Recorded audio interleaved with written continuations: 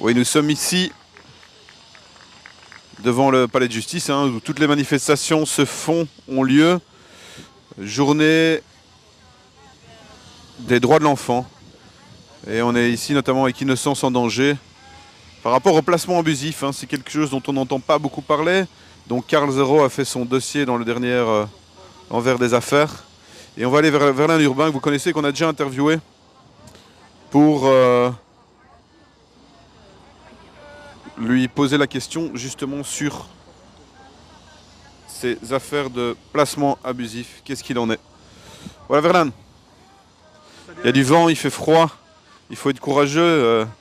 Voilà, aujourd'hui c'est la journée des droits de l'enfant. Qu'est-ce que ça signifie pour toi qui es responsable d'Innocence en danger? Ça signifie, pour moi c'est positif d'être présent ici. D'abord pour moi c'est un moyen de manifester mon soutien à tous les enfants victimes de violences sexuelles. Et en second ici, dont on apprend, excuse-moi je te coupe, dont on apprend par Child Focus qu'il y a plus en plus d'enfants qui sont victimes de violences sexuelles. Voilà. Excuse-moi. Oui, et c'est pas nouveau. Entre 2010 et 2015, c'est même le Conseil de l'Europe qui avait fait une campagne pour expliquer qu'en Europe, un enfant sur 5 est victime de violences sexuelles. Donc c'est un chiffre officiel en tout cas. Voilà. Ouais. Et donc, ouais. Et deuxièmement, ici, en fait, il y a eu quelques collectifs qui se sont rassemblés en soutien à tous les enfants qui sont placés de manière abusive par les institutions normalement de protection des enfants. Alors Verlin, les gens disent placement abusif, c'est quand même des gens sérieux qui placent les enfants, il ne tombera pas plus bas, il y a du vent, c'est quand même des gens sérieux qui placent les enfants, il y a tout un processus, une procédure, comment peut-on parler de placement abusif? Je fais un peu avocat du diable, voilà, mais c'est ce que les gens disent en général, ceux qui sont bien assis dans leur fauteuil devant la télévision. Oui, je pense qu'en fait il y a une partie évidemment d'intervenants psychosociaux qui font très bien leur travail et qui font tout leur possible pour protéger les enfants qui sont en danger. À côté de ça, il y a malheureusement des disparités dans la coordination de prise en charge des enfants et il y a même un audit officiel qui est sorti suite à toute une étude faite vis-à-vis des SAJ-SPJ qui prouve que pour une institution, pour la même prise en charge, ça sera blanc et ailleurs, ça sera noir. Et donc, il y a actuellement des intervenants psychosociaux qui font des placements abusifs dans un contexte où, pour eux, s'il y a je ne vais pas mettre à leur place, je peux parler à leur place, mais si je comprends bien, c'est s'il y a la présomption d'une mise en danger certaine qui pourrait faire que, alors il y a placement direct. C'est clair que pour prendre ce genre de décision, il faut être très équilibré psychiquement. Il ne faut peut-être pas être dans la position du sauveur, celui qui veut à tout prix sauver l'enfant et voir qu'il est victime de violence, alors que parfois, ce n'est pas si grave que ça, mais aussi, il vaut mieux le laisser dans son foyer, même si c'est compliqué, plutôt que le mettre en famille d'accueil ou en pensionnat, où ça doit vraiment être la décision ultime, le pensionnat, en fait, ou la famille d'accueil. Exactement, c'est ce que prévoit le Code de l'aide à la jeunesse. C'est la dernière solution prise et c'est ce que prévoit aussi la Convention internationale des droits de l'enfant qui explique qu'il faudrait qu'il y ait que l'intégrité psychique et physique de l'enfant soit compromise et qu'il y ait donc un danger direct et imminent concernant l'enfant. Or ici, dans les dossiers que nous, on analyse, je peux donner un exemple qui sera très, très parlant que j'avais dit hors antenne. On a par exemple une mère qui a un accident domestique pour son enfant de 2 ans. Elle va elle-même, justement, c'est du bon sens, à l'hôpital pour s'assurer que tout va bien. Elle est elle-même médecin. Et elle constate qu'il y a une faute au niveau médical commise sur sa petite de 2 ans. Et donc, c'est à Verviers, elle a le sang chaud, donc, de fait, elle pousse une gueulante dans l'hôpital. L'hôpital fait un signalement au SAJ, et en moins de 2 semaines, véridique, l'enfant, avec le grand frère, est placé dans une institution. Ouais, donc énorme traumatisme pour ces enfants, bien pire que le coup de gueulante à l'hôpital, a priori. Ah, complètement. En fait, quand on connaît un peu les théories, le concept de la théorie de l'attachement, de séparer l'enfant de sa mère, qui est la figure d'attachement, c'est un traumatisme qui peut perdurer jusqu'à l'âge adulte s'il n'est pas désamorcé, de fait. Alors comment va Innocence en danger, hein, puisqu'on s'était rencontrés dans le cas des subsides et de la critique, somme toute justifiée de l'Evras, en tout cas si on considère qu'on est dans un pays démocratique où on peut discuter. Est-ce que tu as récupéré les subsides? Est-ce qu'Innocence en danger a récupéré les subsides? Je pense connaître la réponse. Non, non, malheureusement, de fait, ils ont été assez durs dans le contrôle dans le cadre de notre subside en éducation permanente. Et donc, on pouvait justifier quoi que ce soit pour quelques éléments qui manquaient. Eh bien, ils nous ont définitivement retiré notre subside. C'est assez finalement dramatique pour la SBL puisqu'on était 3 employés.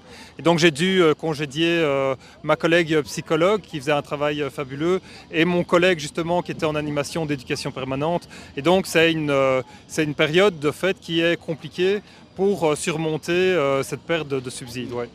On comprend bien que la distribution des subsides est conditionnée au suivi du narratif, hein, à l'obéissance en fin de compte, puisque c'est la même chose qui s'est passée entre nous. Ils donnent des subsides qui est de l'argent public, mais qui en fin de compte ne devrait pas, devrait être d'une certaine façon inconditionnel, en tout cas d'une certaine manière, ou en tout cas donné de manière impartiale. Et là, on voit que quand on dérange, eh ben, on enlève l'argent, quoi. De fait, ça exige finalement d'être créatif et de pouvoir mobiliser d'autres moyens pour lever des fonds. Et on est vraiment justement dans le contexte ici où on ne s'arrête pas là. Ce n'est pas parce que l'ASBL a été mis en péril à cause de ça qu'on s'arrête. C'est justement ici, on est vraiment dans le concret par rapport à la Journée internationale des droits de l'enfant, puisqu'on peut prouver aujourd'hui que dans nos dossiers où des enfants sont séparés de leur mère de manière complètement illégale, où on peut prouver que les droits de l'enfant sont bafoués et de fait celui de la mère, on arrive justement à un stade aujourd'hui où on a reçu 4 signalements, 4 signalements très inquiétants que nous-mêmes on a analysés, qui montrent que 7 enfants ont été placés de manière abusive suite à une analyse d'une structure spécialisée là-dedans, donc un SRO, c'est un service résidentiel d'orientation et d'observation. Et donc aujourd'hui, on trouve que on considère que justement que ça doit cesser, qu'il est possible tout à fait de prendre en charge de manière adéquate ces enfants. Et donc on fait une levée de fonds en espérant obtenir 12 500 € pour mettre en demeure cette institution qui déroge à beaucoup de droits. Ouais, vous trouverez le lien pour cet appel à dons sur l'article qu'on a mis ce matin sur le site de Kairos et tous les réseaux. Il y avait une maman ici qui a été privée de la garde de ses enfants pendant 7 ans, je pense. Je ne sais pas si elle veut témoigner. On peut la trouver. Je reste ici, près de mon vélo qui a chuté. Voilà. Intérêt supérieur de l'enfant, vraiment.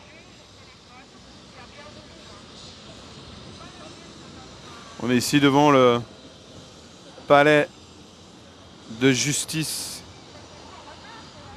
de Bruxelles.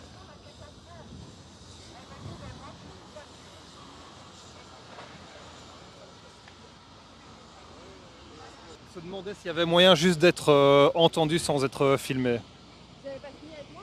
Oui, c'est possible, on peut faire comme ça. Et ça c'est intéressant juste pour dire ça. Eh bien, nos bénéficiaires qui ont perdu la garde de leur enfant, eh bien justement ne viennent pas ici de peur de représailles judiciaires. Puisqu'on a dans certains dossiers des mères qui ont pu avoir par exemple un extrait de 5 minutes sur RTL et ça fait d'ailleurs un tollé pendant 2 semaines et après elle vit des représailles judiciaires. Ok, je vais descendre en dessous du visage. Audrey, Bonjour. Bonjour. Oui, bonjour. Bonjour. Expliquez un peu votre situation puisqu'on est ici avec Innocence en danger pour parler des placements abusifs. Qu'est-ce qui à vous-même il vous est arrivé ? Moi ici je suis pour représenter la voix des parents et des enfants. Évidemment je fais partie du lot, mais la raison principale de notre emplacement ici c'est de dénoncer à la demande des parents et surtout des enfants aussi qui sont victimes de violences institutionnelles en Belgique. On vous a vous-même enlevé, est-ce que je peux utiliser ce mot, on vous a vous-même enlevé vos enfants ? Alors moi, on m'a interdit tout contact de ma fille pendant 4 ans. Quel âge ? Elle avait 10 ans. Et à l'époque, attention parce qu'on l'a placée chez son père maltraitant et violent. Et c'est assez complexe parce que pendant des années, j'ai dénoncé des faits de violence et on ne m'a pas cru. Et au contraire, on m'a traité, on m'a mise sur le banc de l'accusé et on m'a enlevé ma fille du jour au lendemain. On m'a interdit tout contact avec elle pendant 4 ans. J'ai récupéré ma fille il y a 1 mois, qui était victime de violences, maltraitance et de plein de choses de la part de son père, qui est suivie maintenant depuis 1 an en psychiatrie et qui est heureusement avec moi. Mais ça a été une bataille de 5 ans, mais on a exactement, au niveau du pénal, du civil et de toutes les instances judiciaires, on a 13 ans de dossier derrière nous. Donc votre fille a continué à être maltraitée pendant 4 ans et vous ne pouviez pas la voir? Alors, le père m'a enlevé ma fille, notre fille, depuis sa naissance. Il m'enlevait, il disparaissait avec elle, il était violent. Et déjà à l'époque, j'avais déjà dénoncé. Au fait, j'ai 100 plaintes au civil et au pénal pour des faits d'enlèvement, de coups sur moi et d'enlèvement de ma fille, de violence envers moi. Et puis, ça a avéré qu'il a commencé à devenir violent et maltraitant avec ma fille, malgré mes dénonciations pendant des années au niveau judiciaire. Comment tu avais fait pour la récupérer? Alors, je l'ai récupérée en me battant pendant 5 ans, en portant plainte contre l'expert judiciaire qui m'avait mis un faux rapport contre moi, qui ne m'avait pas cru. Donc en fait, j'ai récupéré ma fille grâce finalement à ses professeurs et à des témoignages des parents. Et finalement, la grand-mère qui s'est décidée à porter plainte contre son propre enfant, donc le père était violent. Et à ce moment-là, ils ont enfin compris que mes déclarations, donc mes 10 ans de déclaration, étaient véridiques. Et du jour au lendemain, j'ai réussi à la récupérer. Donc vous pensez qu'à l'époque, s'ils avaient bien fait leur boulot, tout ça n'aurait pas eu lieu? En fait, le problème ici, c'est que la police a quand même bien fait son travail. C'est le parquet qui ne suivait pas. Et les juges qui ne suivaient pas et qui n'écoutaient pas ma voix et qui ne respectaient aussi pas les codes. C'est-à-dire, il y a la Convention d'Istanbul, il y a des tas de lois qui sont écrites mais qui ne sont pas mises d'application. Et donc, moi, ici, on était au civil et on a atterri à la protection de la jeunesse. Mais au niveau de la protection de la jeunesse, ça a mis 12 ans pour qu'on arrive au protectionnel. Comment vous expliquez que les juges, la justice, le parquet fassent de telles erreurs, entre guillemets ou... Alors, il y a un problème aussi au niveau des instances. Au fait, les dossiers ne sont pas reliés entre le pénal, le civil et le tribunal de la... Ils ne connaissent pas le dossier, quoi. En clair, c'est encore pire quand tu déménages, par exemple. Au niveau régional, les dossiers ne sont pas mis ensemble, ils ne sont pas regroupés. Et donc, un juge n'a pas forcément toutes les pièces au niveau du pénal, au niveau régional aussi. Et donc, rien n'est en concordance, en fait. Et donc, finalement, on arrive à des dossiers énormes, mais en plus qui ne suivent absolument pas au niveau des tribunaux. Merci beaucoup. Je suppose que vous devez être soulagé d'avoir récupéré il y a peu votre enfant. Oui, je suis soulagée, mais j'ai quand même toujours peur parce que je vis constamment sous les menaces d'un juge ou de telle ou telle personne qui me menace de placer ma fille en IPPJ, c'est-à-dire en centre fermé, et qui menace aussi ma fille, parce qu'attention, ici, le but de la manifestation, c'est aussi de dénoncer les enfants, parce qu'en fait, on traite les enfants comme des délinquants alors qu'ils ne le sont absolument pas. Ici, ce sont des enfants victimes de violences, de maltraitance, et on ne traite pas cas par cas vraiment les dossiers, même au niveau de l'enfant finalement. Et donc les enfants sont vraiment victimes d'un système où on ne les accompagne pas, ils sont tout seuls en face des avocats, ils sont tout seuls en face des juges. Enfin, il n'y a rien en fait, rien fonctionne en fait, ils sont tout seuls. À l'époque, vous n'aviez pas une rage qui vous donnait envie d'aller la récupérer? Il n'y avait pas moyen de... C'était impossible, quoi. On vous aurait mis en prison ou... Bon là, c'est assez compliqué parce qu'en fait, clairement, le père m'a enlevé ma fille et j'ai été condamnée par un juge d'instruction à 3 ans de sursis. Et, parce qu'en fait, quand il m'enlevait ma fille, les plaintes, on en revient à ça, ne suivaient pas. Donc je portais des plaintes au civil et lui portait des plaintes au pénal pour harcèlement. Et finalement, il a engagé un juge d'instruction pour m'arrêter. Cette même juge d'instruction, 3 ans après, a porté plainte contre lui pour menace de mort envers moi. Donc voilà, donc là j'ai moi-même ouvert une autre instruction contre lui, ça n'a abouti à rien. Et donc, en gros, la juge d'instruction m'a arrêtée, j'ai été mise sur le banc des accusés, j'ai eu 3 ans de sursis, j'ai dû aller en maison de justice. Mais pendant ce temps, en maison de justice, on me disait « Mais madame, ouvrez contre monsieur, parce que monsieur, il n'est pas normal, il est violent, vu tout ce qu'on a vu déjà. » Et même la police judiciaire, qui ne m'a pas cru à l'époque, m'a demandé comment j'allais, m'a dit que j'allais être mise en sécurité. Monsieur a été mis 6 mois sous écoute. Enfin voilà.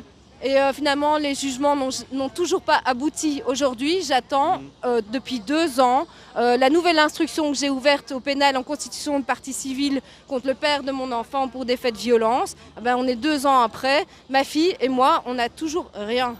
Donc demain, si son père pète un plomb, je ne sais pas comment je pourrais le dire autrement, eh ben, ma fille et moi, on est en danger. Et ça, pour l'instant, on n'a aucun recours, on n'a aucun papier qui dit qu'il ne peut pas nous approcher, qu'il ne peut pas venir devant notre maison. Enfin, il n'y a rien, en fait, rien. Ça fait 2 ans qu'on attend. Voilà. Merci beaucoup. Courage. Voilà les dysfonctionnements structurels qu'on a pu voir autant au moment du Covid que de manière générale dans tout le paysage politique belge, je dirais même occidental.